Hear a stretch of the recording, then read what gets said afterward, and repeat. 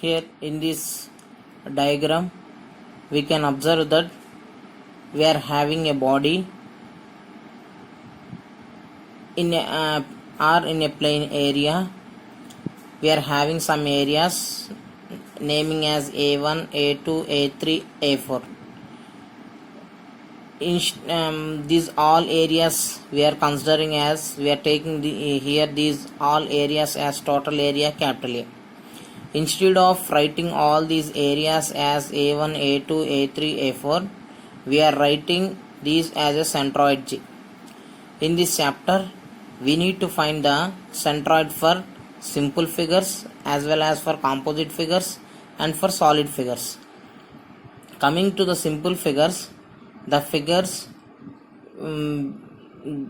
are nothing but of a rectangle, square, triangle, quadrilateral and some circle, semicircle and quarter circle. In this diagram we can observe that how to find a centroid, that from y-axis where the distance up to centroid we are taking as x bar, and from x-axis we are taking the centroid, the distance we are taking from x-axis to center of gravity as y bar.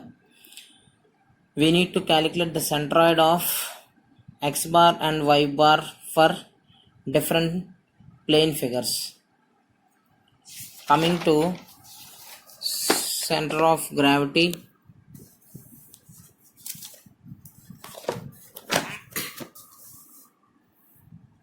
center of gravity of a body is that point through which the whole weight of the body acts. It is represented by center of gravity or simply G. It is applicable to weight or volume of the body.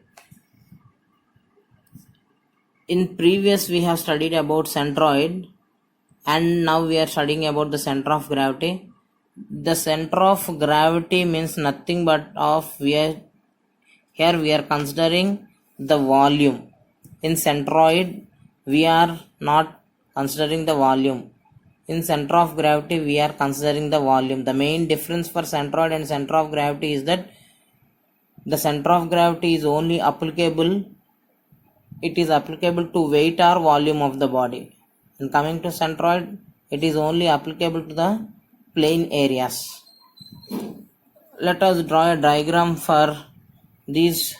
Let us draw a diagram for center of gravity. In this diagram we are having different weights W, W1, W2, W2, W3, W4, and we are representing these areas fully as total weight W. We are taking this as total weight W, and we are representing in XY plane that consider an irregular shape of a body.